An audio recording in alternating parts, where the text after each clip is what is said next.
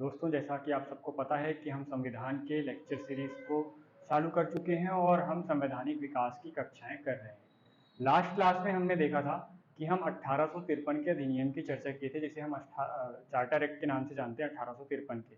और उस एक्ट में हमने चर्चा की थी कि आगे आने वाले समय में कोई अन्य चार्टर नहीं लाया जाएगा, बल्कि कंपनी को यह छूट दे दी गई कि वह जब तक भारत का प्रशासन संभाल सकती है तब तक वह भारत पर शासन कर ले, ऐसी व्यवस्था कर दी गई थी। और जब यदि ब्रिटिश संसद को ऐसा लगेगा कि अब कोई अधिनियम लाना आवश्यक है तो वो अधिनियम लाएगी। इसलिए हम जो प्रत्येक 20 वर्ष में लाए जाने वाले चार्टर एक्ट की सीरीज देख रहे थे वो 1853 में हमने खत्म कर ली थी।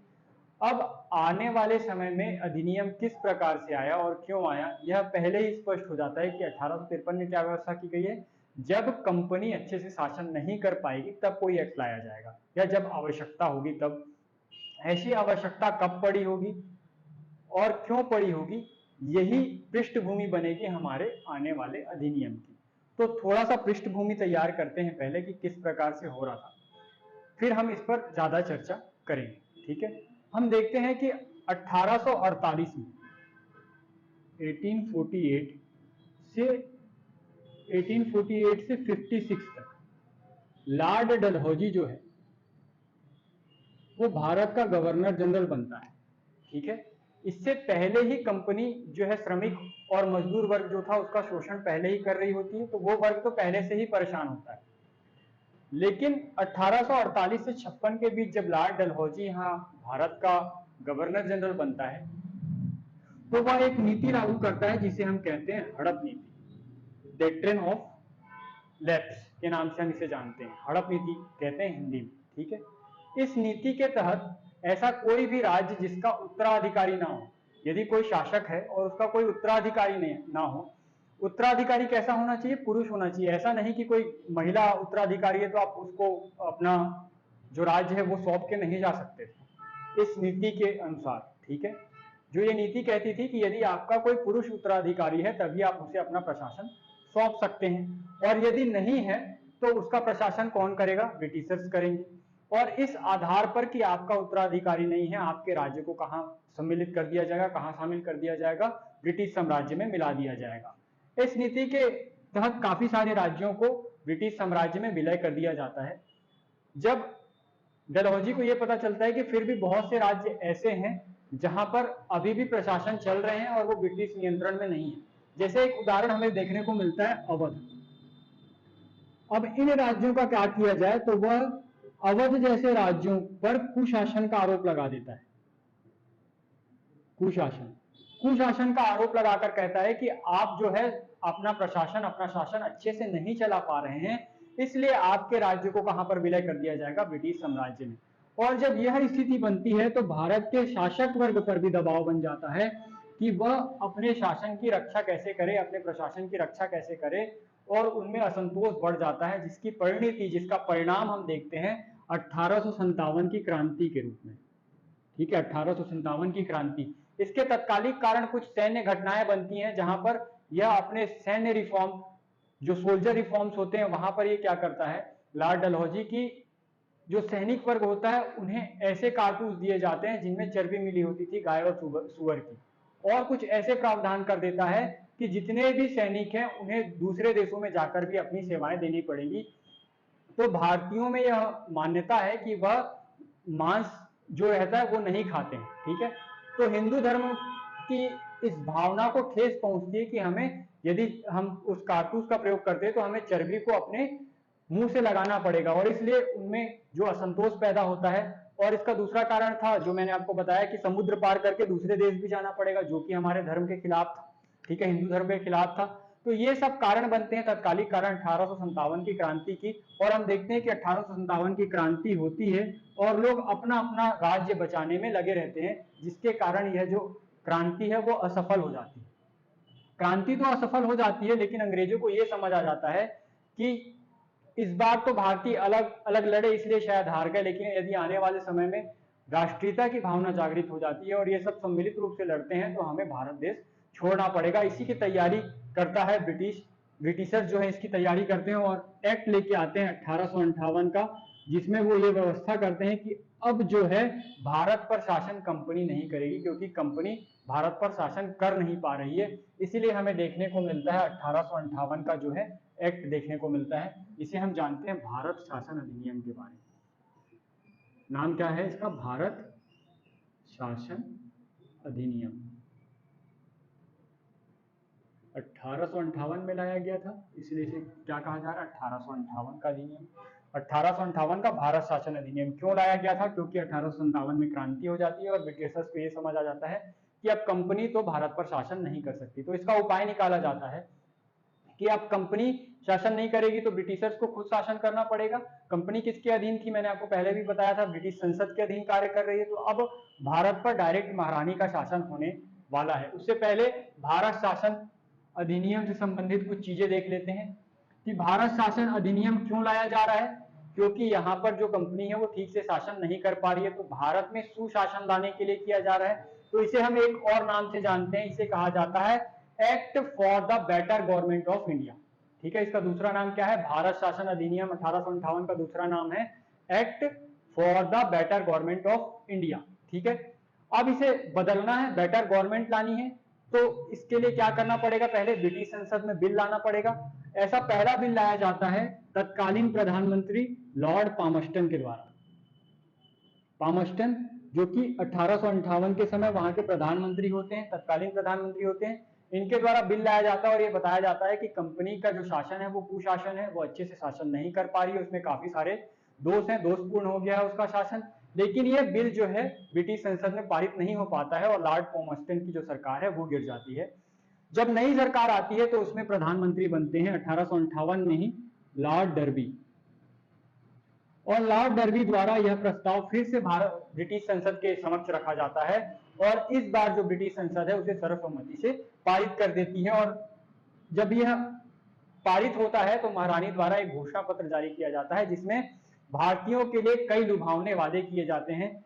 ठीक है, ये कहा जाता है कि आपको धीरे धीरे अब विधि निर्माण का हिस्सा बनाया जाएगा।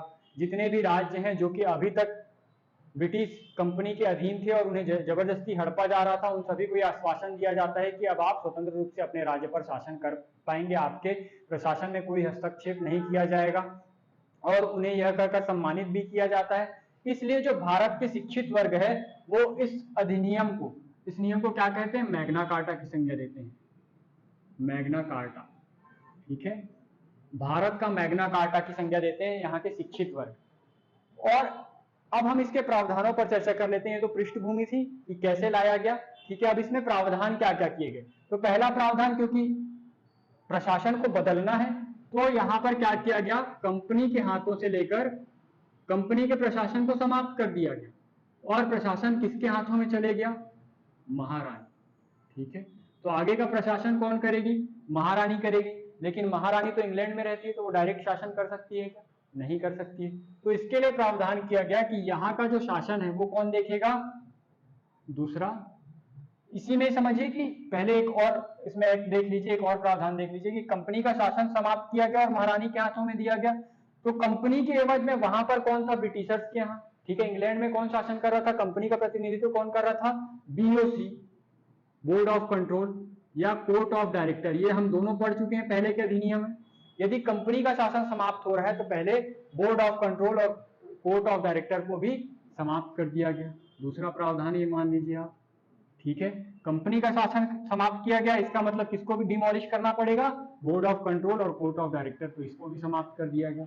अब ये दोनों समाप्त हो गए तो शासन कौन कर रहा है? महारानी। और महारानी मैंने आपको बताया इंग्लैंड में है, वहां से वो शासन तो कर नहीं सकती, उसके लिए प्रतिनिधि की जरूरत है।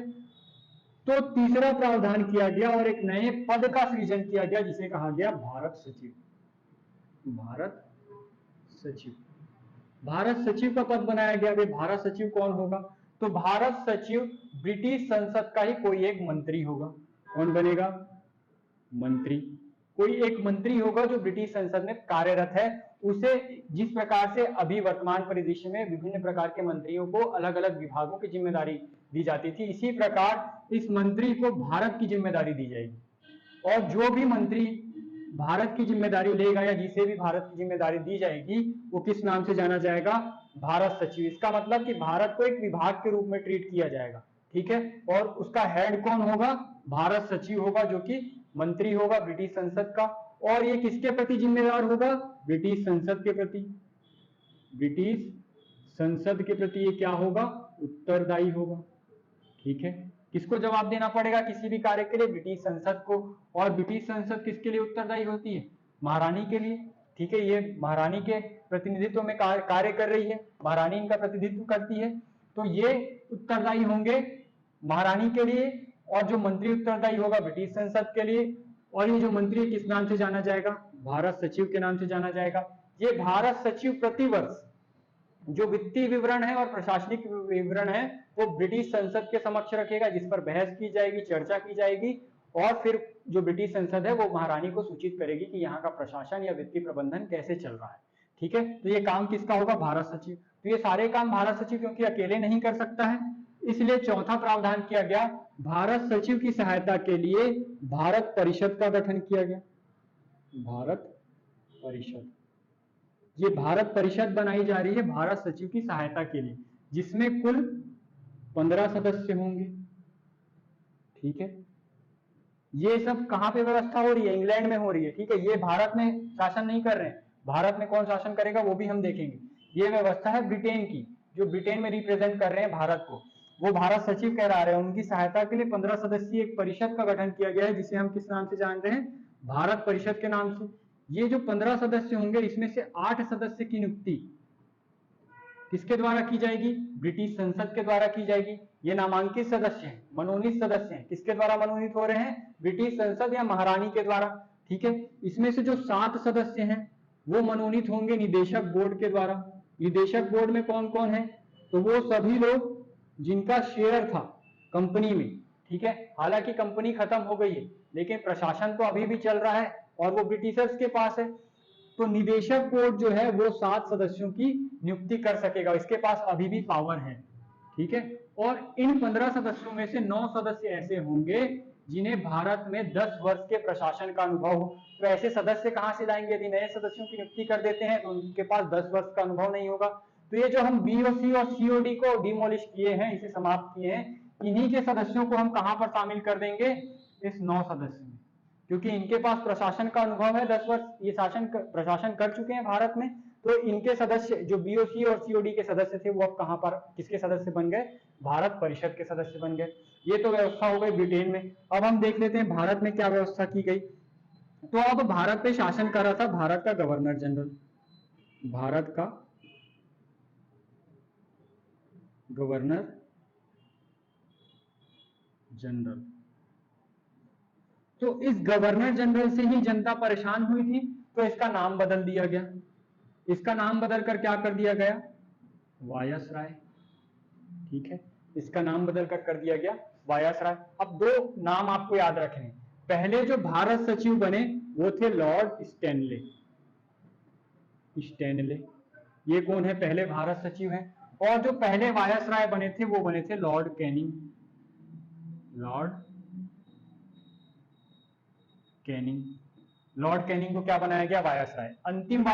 अंतिम गवर्नर जनरल भी यही है और अंतिम वायसराय और पहले वायसराय भी लॉर्ड कैनिंग को बनाया जाएगा। क्योंकि ये घोषणा की गई है और ये शिक्षित वर्ग के द्वारा पसंद की गई थी, इसलिए इस घोषणा को क्या कहा गया? Magna carta. ये मैंने आपको पहले भी बता दिया है, कार्टा। इसे मैग्ना कार्टा की संज्ञा दी गई, ठीक है। ये महत्वपूर्ण प्रावधान है कि कंपनी का शासन महारानी के हाथों में चले गया। जो कंपनी के लिए बीओसी और सीओडी थे इसे समाप्त कर दिया गया। इसके जगह पर भारत सचिव का पद लाया गया, जो कि ब्रिटिश संसद का कोई मंत्री होता था और उसे एक विभाग के रूप में भारत को सौंपा जाता था। यह भी व्यवस्था की गई कि इसे कॉर्पोरेट बॉडी कहा गया।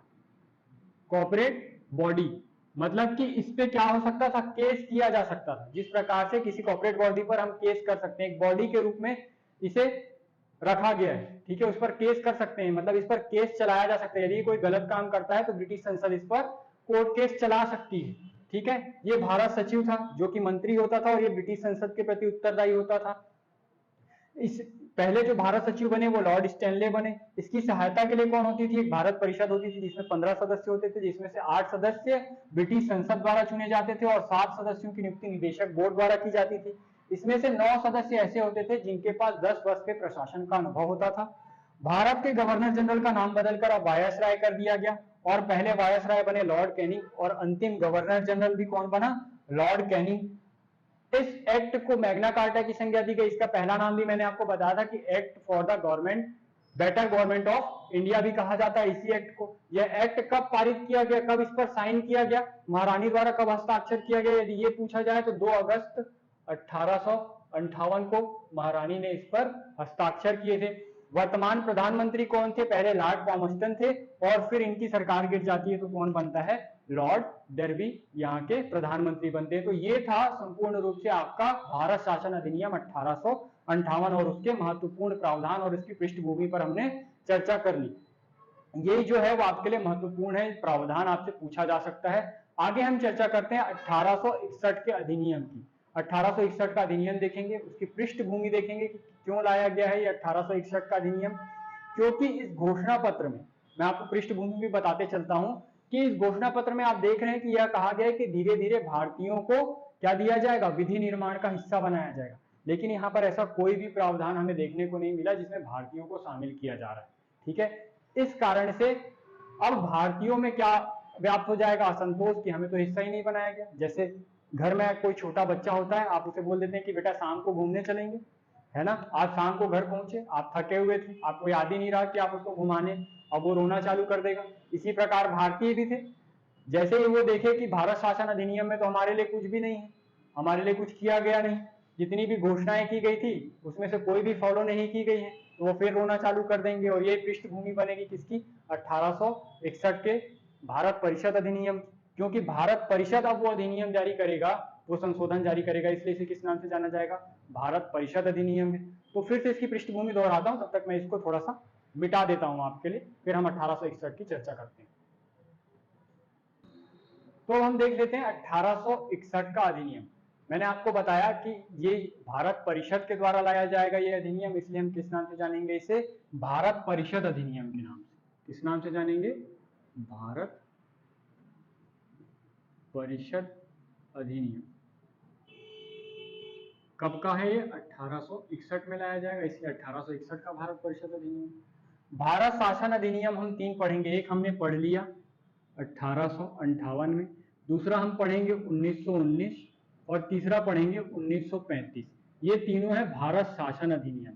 और भारत परिषद अधिनियम भी हम 3 पढ़ेंगे, 1861, 1892 और 1909। ये तीनों है भारत परिषद अधिनियम। भारत शासन अधिनियम इसलिए कहा जा रहा है क्योंकि भारत के प्रशासनिक संरचना में बदलाव के लिए ये अधिनियम लाए जा रहे हैं। जबकि भारत परिषद अधिनियम क्यों कहा जा रहा है? क्योंकि भारत परिषद के द्वारा लाया जा रहा है और भारत की आम जनता के लिए ये अधिनियम लाए जा रहे हैं, इसलिए यह प्रशासन से संबंधित नहीं है। प्रशासनिक कुछ चीजें हैं इनमें, लेकिन पूर्ण रूप से प्रशासन से संबंधित नहीं है, कोई बड़ा बदलाव नहीं है। जबकि प्रशासनिक संरचना में बड़े बदलाव किए गए हैं यहाँ पर इन तीनों अधिनियम में, इसलिए हम इसे भारत शासन अधिनियम के नाम से जानते हैं और इन्हें भारत परिषद अधिनियम से। फिलहाल हम चर्चा कर रहे हैं 1861 के भारत परिषद अधिनियम। मैंने आपको पृष्ठभूमि बताई कि जिस प्रकार से कोई छोटा बच्चा होता है और आप उसे वादे तो कर देते हैं कि मैं आपको आइसक्रीम खिलाने ले जाऊंगा, आपको घुमाने ले जाऊंगा, लेकिन आप उसे लेकर नहीं जाते तो वो क्या करता है? रोना शुरू कर देता है। इसी प्रकार से जब भारतीयों से वादे किए गए 1858 में महारानी के द्वारा, वह 1858 के अधिनियम में पूरे नहीं किए गए, तो भारतीयों में क्या आ गया? असंतोष आ गया। और दूसरा चीज कि 1860 में, ठीक है, कानून बना दिया गया जिसे हम आईपीसी के नाम से जानते हैं, इंडियन पीनल कोड। ये दंड संहिता है जिसमें विभिन्न प्रकार के दंडों का प्रावधान किया गया है भारतीयों के लिए। ठीक है, भारतीय यदि कोई गलती करते हैं तो उसके लिए इंडियन पीनल कोड में विभिन्न प्रकार के दंडों का प्रावधान किया गया। पहले तो आपने जो वादे किए थे वो पूरे नहीं किए, ऊपर से आप दंड का प्रावधान लगा दिए। इससे क्या हो गया? भारतीय जो थे वो असंतुष्ट हो गए और इनका रोष जागृत हो गया। यह असंतुष्टि देखने को मिलती है हमें, और इसी का परिणाम जो बनता है वो 1861 का अधिनियम बनता है। ठीक है, पृष्ठभूमि मुझे आशा करता हूं कि आप समझ पाए होंगे कि क्यों ऐसा हो रहा है, क्योंकि जो घोषणा पत्र में घोषणा की गई थी वो पूरी नहीं की गई, ऊपर से भारतीयों के लिए दंड संहिता ला दी गई 1860 में। ठीक है, तो इससे जो भारतीय है वो सारे नाराज हो जाते हैं। तो भारत परिषद द्वारा ये समझ, भारत परिषद को अब ये समझ आ गया कि भारतीय फिर से नाराज हो रहे हैं, तो फिर से कोई आंदोलन ना हो जाए, इसलिए वह एक एक्ट लाते हैं जिसमें 1858 में जो प्रावधान किए गए थे उसकी कमियों को भी दूर किया जाता है, साथ में कुछ प्रतिनिधित्व, कुछ जो विधानमंडल है, जो विधान परिषद रहती है, विधान परिषद अलग है, वो गवर्नर जनरल के पास है। जब भी, मैंने आपको पहले के अधिनियम में बताया कि जब भी गवर्नर जनरल कोई विधि बनाएगा तो वो विधान परिषद के साथ काम करेगा, और जब वह बाकी टाइम में कार्य करेगा तो वो एक कार्यपालिका के रूप में कार्य करेगा। ठीक है, एक विधान परिषद होगी और एक कार्यपालिका होगी। आप बाद में इसको और भी अच्छे से देखेंगे। ठीक है, पर अभी समझिए कि जो गवर्नर जनरल है उसकी कार्यकारिणी दो तरीके से काम करती है, उसी का विस्तार होगा इस अधिनियम में, इसलिए मैं बता रहा हूं। तो पहला जो प्रावधान किया जाएगा वो किया जाएगा कि जो कार्यकारी परिषद थी, ठीक है, भारत की गवर्नर जनरल की कार्यकारी परिषद पढ़े, अब वो गवर्नर जनरल क्या हो गया, वायसराय, हमने देख लिया वायसराय, है ना, 1858 के अधिनियम में। तो अब वो गवर्नर जनरल की परिषद क्या कहलाएगी, वायसराय की कार्यकारी परिषद कहलाएगी। पहले हमने देखा था कि गवर्नर जनरल की परिषद में सदस्यों की संख्या कितनी होती थी, 4 होती थी। अब उस सदस्य संख्या को 4 से बढ़ाकर कितना कर दिया गया, 5 कर दिया गया, जिसमें से 3 जो सदस्य हैं, 3 सदस्य वो प्रशासनिक सेवा से आएंगे और जो एक सदस्य होगा वो विधिक सेवा से आएगा। इनके पास 10 वर्ष के प्रशासन का अनुभव होगा और इसके पास 5 वर्ष का विधि प्रशासन का अनुभव होगा। मतलब विधि से संबंधित इसके पास जो विधिक सदस्य है 5 वर्ष का अनुभव होगा। ये कौन है, स्थायी सदस्य है, ये याद रखिएगा, थोड़ी सी कंफ्यूजन होगी आपको अभी। स्थायी सदस्य कार्यकारी परिषद के स्थायी सदस्य हैं, जिसे हम क्या कहेंगे, सरकारी सदस्य, स्थायी सरकारी सदस्य हैं, स्थायी सरकारी सदस्य हैं। ऐसा क्यों डिफरेंशिएट कर रहा हूं मैं, आपको दूसरे प्रावधान से समझ में आ जाएगा कि अब जब गवर्नर की विधान परिषद आएगी तो मैंने आपको बताया कि ये जो परिषद है वो 2 रूप में कार्य करती है, जब विधान बनाना होता है तो विधान परिषद और बाकी समय में कार्यपालिका के रूप में। तो अब विधान परिषद के लिए अतिरिक्त सदस्य मनोनीत किए जाएंगे, ये कहा गया इस प्रावधान में, अतिरिक्त मनोनीत सदस्य, अतिरिक्त मनोनीत सदस्य होंगे। इनके अलावा ये 5 सदस्य के अलावा अतिरिक्त मनोनीत सदस्य का प्रावधान किया गया, जो कि विधान परिषद का हिस्सा बनेंगे 1861 में। ठीक है, तो कितने सदस्य होंगे, 6 से 15 सदस्य हो सकते हैं। डिपेंड करेगा किसके ऊपर, वायसराय के ऊपर, कि वो कितने सदस्य, कितने अतिरिक्त सदस्य अपने विधान परिषद में लेता है।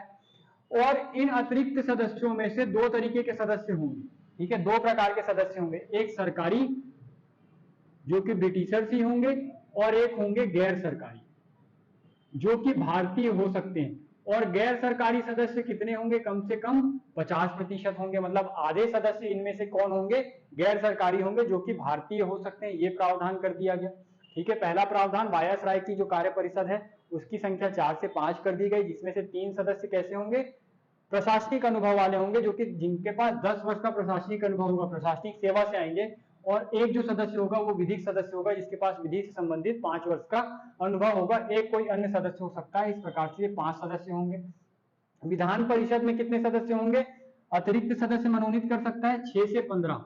ठीक है, ये गवर्नर जनरल के ऊपर डिपेंड करेगा कि वो 6 करता है कि 7 करता है कि 8 करता है कि 15 करता है। ठीक है, तो उनमें से यदि मान लीजिए 6 सदस्य हैं तो 3 सदस्य कैसे होंगे, सरकारी होंगे जो कि ब्रिटिशर्स ही होंगे, और 3 सदस्य गैर सरकारी होंगे जो कि भारतीय हो सकते हैं। वो गवर्नर जनरल डिसाइड करेगा कि कैसे होगा। ठीक है, तीसरा प्रावधान किया गया कि गवर्नर जनरल जो है वो अपने कार्यकारी परिषद के लिए नियम बना सकता है, या इसको हम क्या कह सकते हैं, वायसराय। वायसराय क्या कर सकता है, परिषद के लिए कानून बना सकता है। विधान परिषद और अपनी कार्यकारी परिषद के लिए कानून बना सकता है। नियम कौन बनाएगा, वायसराय बनाएगा। तो वायसराय ही डिसाइड करेगा कि गैर सरकारी सदस्य कैसे चुने जाएंगे। तो पहली बार जो गैर सरकारी सदस्य बनते हैं वो 3 भारतीय बनते हैं। 3 भारतीय को चुना जाता है वायसराय के द्वारा। वो 3 भारतीय कौन होते हैं, पहले होते हैं बनारस के राजा, बनारस के राजा, ठीक है। दूसरे सदस्य बनते हैं पटियाला के महाराज, पटियाला के महाराज, ठीक है। और तीसरे सदस्य बनते हैं सर दिनकर राव, दिनकर राव। ये तीनों आपको याद रखने, तीनों नाम बनारस के राजा, पटियाला के महाराज और दिनकर राव को गैर सरकारी सदस्य बनाया जाता है विधान परिषद का। मतलब जब भी वायसराय कोई नियम बनाएगा भारत से संबंधित तो वह किसको शामिल करेगा, इन तीन भारतीयों को उसमें शामिल करेगा। पर उनकी बात को मानना या ना मानना यह वायसराय के ऊपर है, जरूरी नहीं है कि उनके द्वारा दिए गए सुझावों को वह माने, ठीक है। क्योंकि वायसराय ही कानून बना रहा है तो वो उसकी समझ है कि वो माने चाहे मत माने। पांचवा प्रावधान किया गया कि अब तक हम देखते हैं 1833 के अधिनियम तक, 1853 तक हम देखते हैं कि जो विधि निर्माण की प्रक्रिया उसको सेंट्रलाइज किया गया था कि पहले तो सभी को अधिकार थे, जितने भी गवर्नर थे, कि वो अपने अपने प्रांतों के लिए नियम और कानून बना सकते हैं। बाद में ये प्रावधान कर दिया गया कि केवल भारत का जो गवर्नर जनरल होगा वही सभी प्रांतों के लिए नियम और कानून बनाएगा। लेकिन वापस से 1861 का जो अधिनियम है वहां पर प्रावधान किया जाता है कि जितने भी गवर्नर हैं, प्रांतों के गवर्नर अपने प्रांत के लिए, गवर्नर प्रांत के लिए नियम और कानून बना सकते हैं, नियम बना सकते हैं, ठीक है। कौन बना सकता है, गवर्नर। किसी प्रांत का गवर्नर, जैसे कि अलग अलग प्रांत थे, मुंबई, मद्रास, बंगाल, मध्य प्रांत, है ना। इस समय आते आते मध्य प्रांत भी बन गया था, उत्तर पश्चिम प्रांत भी बन गया था।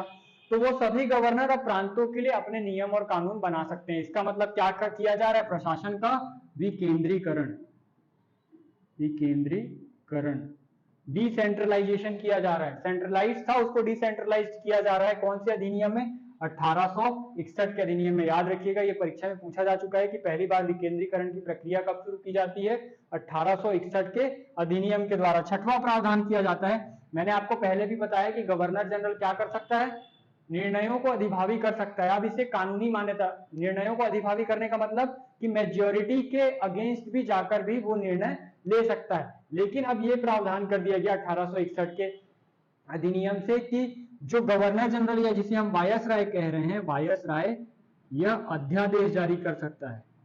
अध्यादेश, अध्यादेश की अवधि कितनी होगी, 6 माह की। कितने दिन के लिए मान्य होगा, ये 6 माह। अध्यादेश क्या होता है, तो जब यह कार्यकारी परिषद कार्य नहीं कर रही होगी, जब इसका सम्मेलन नहीं हो रहा होगा, कोई आपात स्थिति आ जाती है, तो उस स्थिति में जो वायसराय है अपनी इच्छा से कोई भी कानून बना सकता है, जिसे क्या कहा जाएगा, अध्यादेश। ऐसा कानून जो एक व्यक्ति जारी करे, जैसे कि वर्तमान परिदृश्य में यदि कोई आपात स्थिति बनती है तो राष्ट्रपति अध्यादेश जारी कर सकता है, उसके लिए संसद का कार्य में होना आवश्यक नहीं है। यदि संसद नहीं कार्य कर रही है उस समय तो भी राष्ट्रपति जो है अध्यादेश जारी कर सकता है। ये पहली बार अध्यादेश हमें कब देखने को मिल रहा है, भारत परिषद अधिनियम 1861 में। और ये वायसराय को शक्ति दी जा रही है कि वो क्या कर सकता है, अध्यादेश जारी कर सकता है। और इसकी अवधि कितनी होगी, 6 माह। 6 माह तक वह लागू रहेगा। इसमें अंतिम प्रावधान हम देख लेते हैं, 7वां। ये प्रावधान वैसे तो 1859 में लागू कर दिया गया था, लेकिन इसे विधिक मान्यता मिली 1861 में। मतलब इसे अधिनियम में कब इंट्रोड्यूस किया गया, 1861 में। वैसे ये लागू कब से हो गया था, 1859 से। ये क्या था, portfolio system. Portfolio system. Portfolio system क्या होता है, तो जितने भी वायसराय के स्थायी सदस्य हैं कार्यकारी परिषद में, ये जो 5 सदस्य हैं, इन्हें विभिन्न विभागों का प्रमुख बनाया जाएगा, ठीक है। ये एक या एक से अधिक विभागों के प्रमुख हो सकते हैं। ये जो सदस्य हैं कार्यकारी परिषद के स्थायी सदस्यों की बात कर रहा हूं मैं। ये स्थायी सदस्य, पोर्टफोलियो सिस्टम किसे कहा जाता है, जहां पर विभागों का बंटवारा कर दिया जाए कि हर एक सदस्य को एक या अधिक विभाग दे दिए जाए। आज भी ऐसे हम देखते हैं कि एक प्रधानमंत्री होता है, उसके अंतर्गत विभिन्न मंत्री होते हैं और विभिन्न मंत्रियों को अलग अलग जो है विभाग सौंपे जाते हैं। ये चीज हमें पहली बार कब देखने को मिली, पोर्टफोलियो सिस्टम 1861 में। किसके द्वारा लाया गया था, तो ये 1861 के अधिनियम में लाया गया कैनिंग के द्वारा, ठीक है।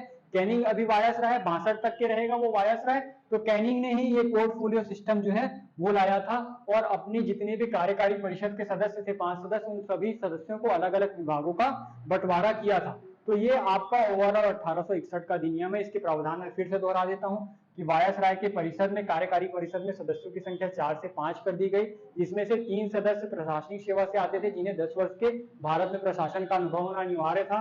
एक सदस्य कोई विधि सदस्य होगा जिसे 5 वर्ष का अनुभव हो विधि के क्षेत्र में। ठीक है। दूसरा प्रावधान किया गया कि अतिरिक्त सदस्य मनोनीत करने की इसमें बात की गई। अतिरिक्त सदस्य, मनोनीत सदस्य कितने हो सकते थे? 6 से 15 हो सकते थे, जिसमें से आधे सदस्य गैर सरकारी होंगे और आधे सदस्य सरकारी होंगे। सरकारी सदस्य कौन बन सकते थे? ब्रिटिशर्स बन सकते थे। और गैर सरकारी सदस्यों में यदि वायसराय चाहे तो भारतीयों को एंट्री दे सकता था। इससे संबंधित नियम और कानून बनाने की शक्ति किसके पास थी? वायसराय के पास थी।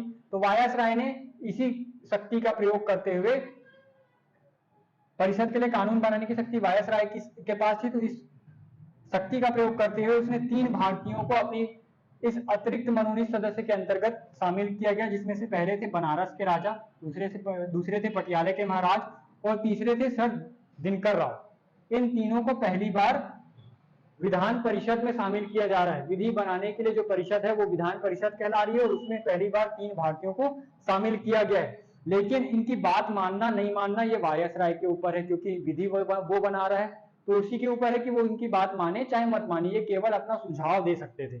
ठीक है। अगला प्रावधान किया गया कि जितने भी गवर्नर थे, मतलब जितने भी प्रांत थे, उनके गवर्नरों को भी नियम और कानून बनाने की शक्ति प्रदान की गई। इसका मतलब क्या किया गया? विकेंद्रीकरण किया गया, डिसेंट्रलाइजेशन किया गया, शक्तियों का डिसेंट्रलाइजेशन किया जा रहा है। अगला प्रावधान हम देखते हैं कि वायसराय को अध्यादेश जारी करने की शक्ति प्रदान की गई और इस अध्यादेश की अवधि कितने वर्ष की होगी या कितने समय की होगी? 6 माह की होगी। वर्ष नहीं, माफ कीजिएगा, 6 माह के लिए यह अध्यादेश लागू किया जा सकता है। अंतिम प्रावधान हम देखते हैं कि 1859 में इंट्रोड्यूस किए गए पोर्टफोलियो सिस्टम को विधिक मान्यता दी जाती है भारत परिषद अधिनियम 1861 में, और ये कहा जाता है कि अब जो जितने भी स्थायी सदस्य हैं उन्हें अलग अलग विभागों का बंटवारा किया जाएगा और वो अलग अलग विभागों का प्रतिनिधित्व करेंगे। इसे हम पोर्टफोलियो सिस्टम के नाम से जानते हैं और ये पहली बार इंट्रोड्यूस किया गया 1861 में, मतलब विधिक मान्यता प्रदान की जा रही है। तो ये 1859 में ही क्या था, 1859 में, लेकिन अब विधिक मान्यता प्रदान कर दी गई। इसे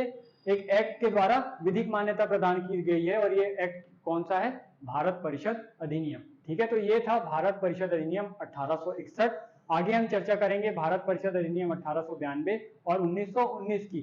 आज की क्लास में इतना ही रखते हैं। नेक्स्ट वीडियो में जब मिलेंगे तो हम उन 2 परिषद अधिनियमों की भी चर्चा करेंगे। तो आज के लिए इतना ही। यदि आज का वीडियो आपको इन्फॉर्मेटिव लगा हो, आपको पसंद आया हो, तो इस वीडियो को ज्यादा से ज्यादा शेयर कीजिए, लाइक कीजिए, और यदि आपकी कोई क्वेरी है, कुछ पूछना चाहते हैं आप, तो हमें कमेंट सेक्शन में जरूर बताएं। तो आज के लिए इतना ही। धन्यवाद। मिलेंगे नेक्स्ट वीडियो में फिर से।